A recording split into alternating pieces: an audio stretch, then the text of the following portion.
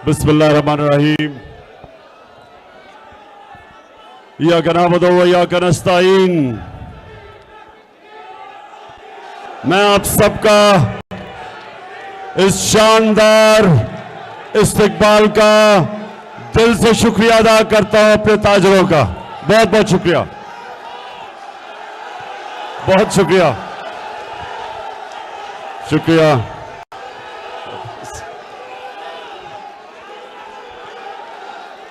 शुक्रिया, बहुत शुक्रिया।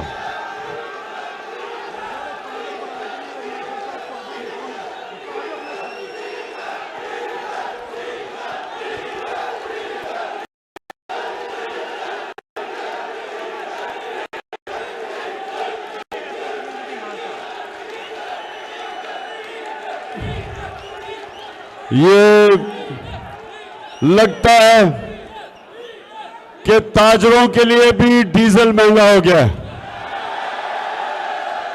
अच्छा, मैं सबसे पहले बस बस बस बस बस सुन ले मेरी बात। दूर से आया हूं अपने ताजरों से बात करने के लिए, और ताजर, मैं आज खास तौर पे अपने लाहौर के ताजरों का शुक्रिया अदा करता हूं कि जब शौकत खानम के लिए मैंने पैसे इकट्ठे करने थे तो मेरे लाहौर के ताजर और स्कूल के बच्चों ने मेरी मदद की। मैं कभी ये भूलूंगा नहीं। बहुत बहुत शुक्रिया आपका। अच्छा, माशाल्लाह बड़ा जुनून है मेरे ताजरों में, माशाल्लाह। अच्छा, मैं भी शुक्रिया।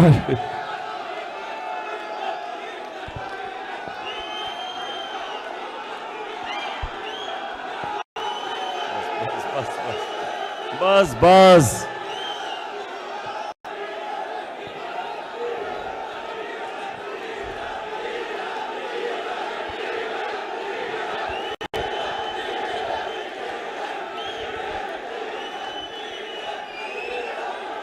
लगता है कि मेरे ताजरों को फजलुर रहमान से खास प्यार है।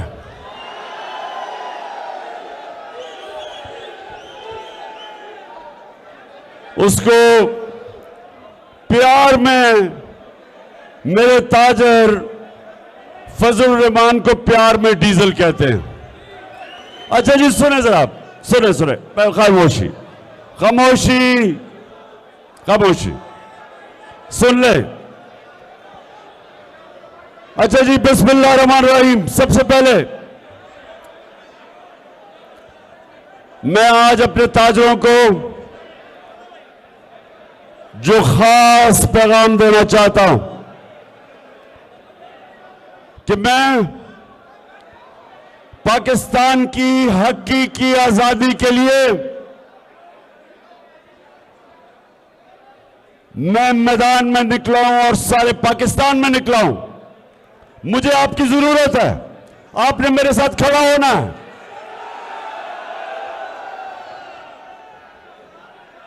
मेरे ताजरों, आप जब भी कोई मुल्क पे मुश्किल आती है, सबसे पहले हमारी ताजरों की बरादरी सामने आती है मुल्क की मदद करने के लिए। ये जो वक्त है कि एक बैरूनी साजिश के तहत पाकिस्तान के बड़े बड़े डाकुओं को हमारे मुल्क के ऊपर मुसल्लत किया गया है।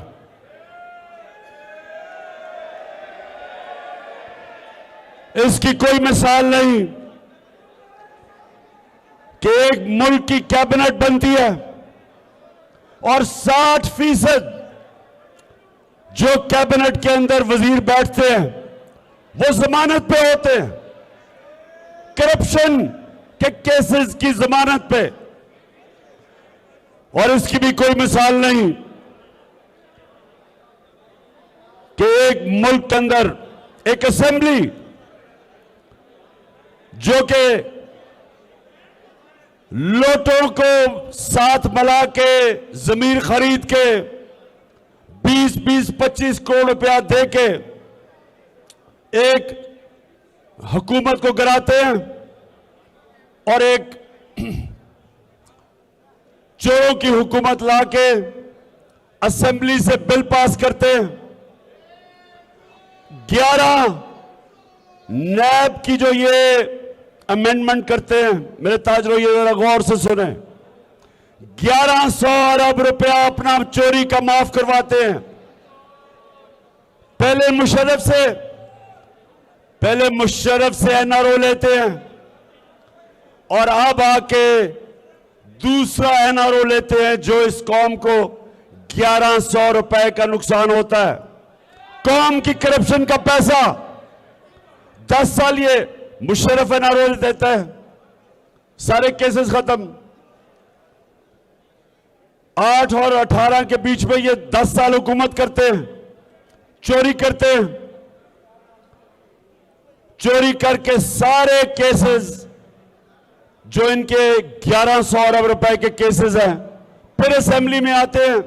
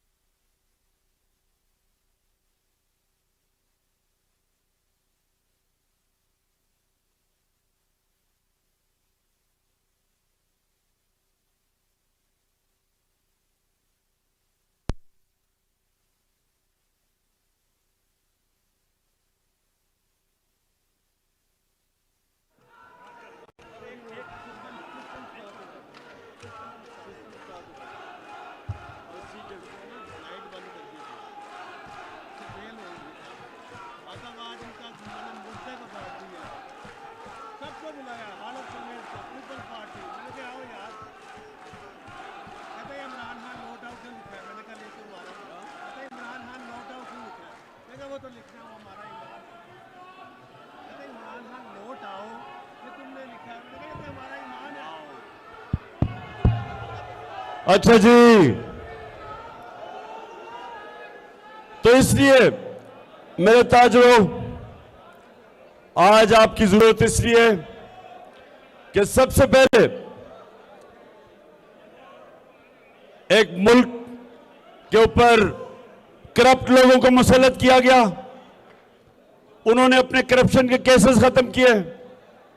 लेकिन उससे बड़ी बात कि जो भी हमाद अजहर ने आपको तफसील में बताया कि 17 साल के बाद पाकिस्तान की जो मायशत थी, जो हमारी मुल्क की इकॉनमी थी, वो तीसरे साल में 5.6% पे बढ़ रही थी और चौथे साल पे 6% पे बढ़ रही थी। 17 साल के बाद हमारी इकॉनमी बढ़ रही थी। वर्ल्ड बैंक कहता है कि सारे बड़े सगीर में कोरोना के बाद पाकिस्तान वो मुल्क था जिधर सबसे ज्यादा रोजगार हमारी हुकूमत ने दिया, हिंदुस्तान से भी ज्यादा। बांग्लादेश, सारे बड़े सगीर में, क्योंकि नौकरियां, जब मुल्क की इकॉनमी बढ़ती है, इंडस्ट्री बढ़ती है, किसानों की हमने मदद की। 4 फसलों में रिकॉर्ड पैदावार। और ये पाकिस्तान की इकोनॉमिक सर्वे जो इस हुकूमत ने पब्लिश की थी, उसके मुताबिक कि ग्रोथ रेट भी ऊपर, इकोनॉमी 6% पे ऊपर, लार्ज स्केल मैन्युफैक्चरिंग इंडस्ट्री 11% पे ग्रो कर रही थी। हमारा टैक्स कलेक्शन पाकिस्तान की तारीख का रिकॉर्ड 6,100 अरब, पाकिस्तान की एक्सपोर्ट्स 32 अरब रिकॉर्ड। ओवरसीज पाकिस्तान की जो रेमिटेंसेस थी, जो डॉलर अंदर आ रहा था, 19 अरब से हम 31 अरब पे लेके गए, रिकॉर्ड।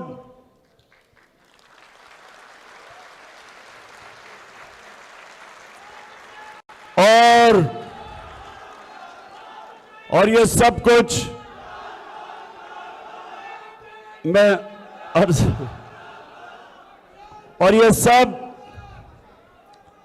ये तब हो रहा था जब हमें इकोनॉमी मिली। जरा ये भी सुन लें, ये शहबाज शरीफ कहता है कि जी बारूदी सुरंगें छोड़ के गए,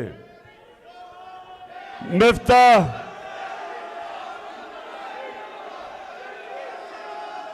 मैं भी चेरी ब्लॉसम पे भी आता हूं, तो कहता बारूदी सुरंगें छोड़ के गए। अब आप ताजर हैं, आप ये चीज समझेंगे।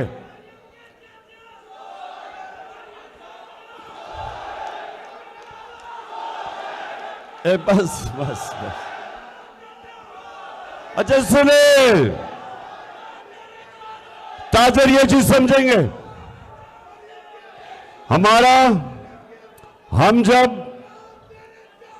हमें जब हुकूमत मिली तो जो बैरूनी खसारा था, जिसको करंट अकाउंट डेफिसिट कहते हैं, 20 अरब डॉलर का, हमारी इनकी जो आमदनी थी, रेमिटेंसेस 19 अरब, एक्सपोर्ट्स 24 अरब, 43 अरब डॉलर आमदनी और 20 अरब डॉलर का खसारा छोड़ के गया। ये जो इसहाक डार मफरूज अब वापस आ रहा है। और एक मिनट अभी सुन तो लो, उसके अलावा इनके दौर में तेल आलमी मंडी में आधी कीमत पे था। हमें डॉलरों की कमी क्यों होती है? क्योंकि जब तेल दुगना हो गया तो हमारी इंपोर्ट बढ़ गई और उसकी वजह से हमारे पास जो करंट अकाउंट जो तो खसारे में चला जाता है। तो इनके दौर में आधी कीमत पे तेल था आलमी मंडी पे, उसके बावजूद 20 अरब डॉलर का खसारा छोड़ के गया और टोटल डॉलर जो अंदर आ रहा था वो 43 अरब और खसारा 20 अरब। हम जब छोड़ के गए, जरा ये बड़ा जरूरी है समझना आपका कि ये तो इकोनॉमी की रिपोर्ट मैंने आपको दे दी, लेकिन हमारे दौर में डेफिसिट 16 अरब डॉलर का था, लेकिन हमारी आमदनी, इनकी आमदनी थी 43 अरब डॉलर, हमारी आमदनी थी 63 अरब डॉलर, 20 अरब डॉलर ज्यादा थी।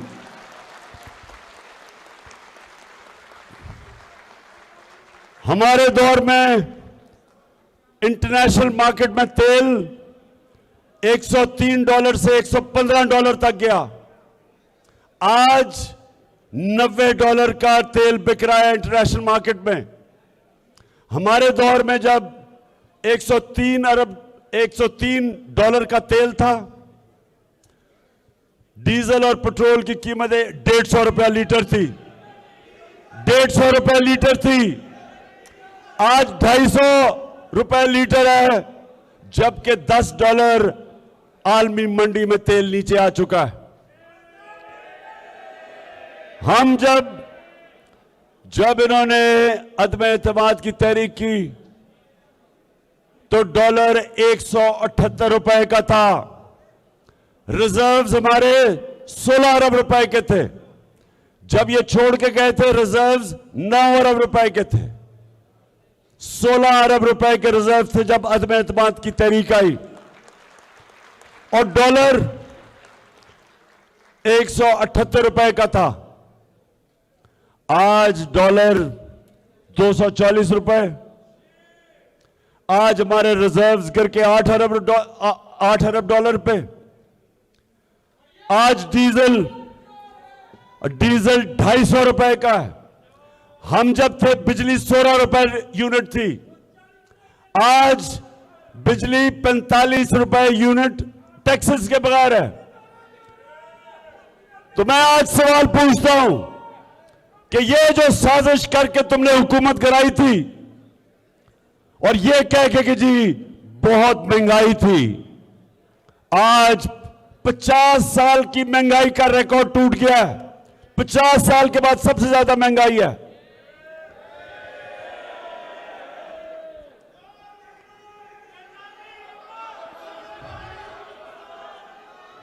और आज आपने पता नहीं कितनों ने आपने देखा कि शहबाज शरीफ अभी न्यूयॉर्क में एक मिनट सुनो न्यूयॉर्क में एक इंटरव्यू दे रहा है, एक खातून को इंटरव्यू दे रहा है। अगर के स्क्रीन होती मैं आपको वो दिखाता, आपको भी उतनी शर्म आनी थी जितनी मुझे आई।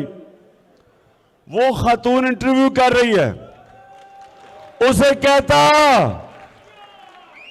मेरे ताजरों, उसे कहता खुदा के वास्ते हमें पैसा दे दो नहीं तो हम तबाह हो जाएंगे। वो एक एंकर थी, वो भी हक्की पक्की रह गई कि मुल्क का वजीर आजम मेरे से कह रहे कि पैसे दिलवा दो मुझे। शहबाज शरीफ वो गोरी चमड़ी से इतना वो खौफजदा है कि उसने एंकर से ही पैसे मांगने शुरू कर दिए। वो गोरा देखता है, उसको डॉलर नजर आने शुरू हो जाते हैं। उसने वो यूनाइटेड नेशंस का सेक्रेटरी जनरल वो एंटोनियो गुटरेस जो आया, जो यूएन का सेक्रेटरी जनरल, आपने पता नहीं वो देखा या नहीं, बाजू पकड़ लिया, उसका बाजू पकड़ लिया। उसे कहता कि देखो अगर तुमने हमें पैसे दिए, तो सामने कैबिनेट बैठी हुई थी, कहता ये देखो मेरी कैबिनेट भी सामने बैठी है, मैं आपसे वादा करता हूं कि अगर आपने पैसे दिए तो हम चोरी नहीं करेंगे। तो मैं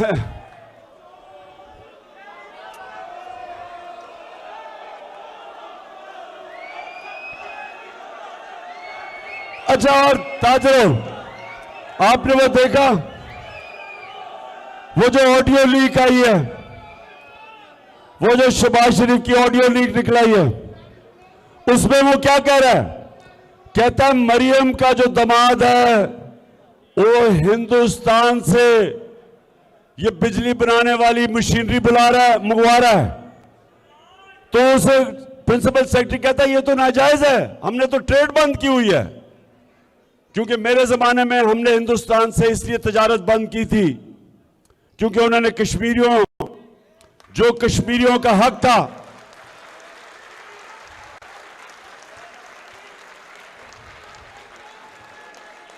उन्होंने यूएन की सेक्रेटरी, यूएन सिक्योरिटी काउंसिल की रेजोल्यूशन की खिलाफ वर्जी करके कश्मीरियों का स्टेटस ले लिया था। 5 अगस्त 2019। तो पहले तो नाजायज जब बैन की हुई है इंपोर्ट हिंदुस्तान से, मरियम का दामाद मशीनरी इंपोर्ट कर रहा है और फिर कहता है कि अच्छा कोई और तरीका निकालेंगे कि किसी तरह हिंदुस्तान से ना आए, किसी और मुल्क के जरिए आ जाए और मरियम को समझा दो, क्योंकि मरियम शहजादी है, मैं जो मर्जी चाहे कर सकती हूं, कानून से ऊपर है। और आप सबको पता है कि मरियम बेचारी, लंदन तो छोड़ो, पाकिस्तान में भी बेचारी की कोई प्रॉपर्टी नहीं है। तो बहरहाल उसके बाद एक और चीज नजर आती है। इलेक्शन कमिश्नर मक्कार आदमी अब साबित होता है कि ये शरीफ खानदान का नौकर है। उसको हुक्म कर रहे हैं कि कितने हलकों पे इलेक्शन करवाने और रेजिग्नेशन एक्सेप्ट करनी है। अभी और भी चीजें निकलेंगी। अभी आपको पता चलेगा कि ये जो ऊपर बैठे हुए हैं, ये इस मुल्क के फायदे करवाने के लिए नहीं आए, अपनी चोरी खत्म करने के लिए और पैसा बनाने के लिए। इनके सिर्फ 2 मकसद है और जब मुश्किल पड़ेगी सब बाहर भाग जाएंगे।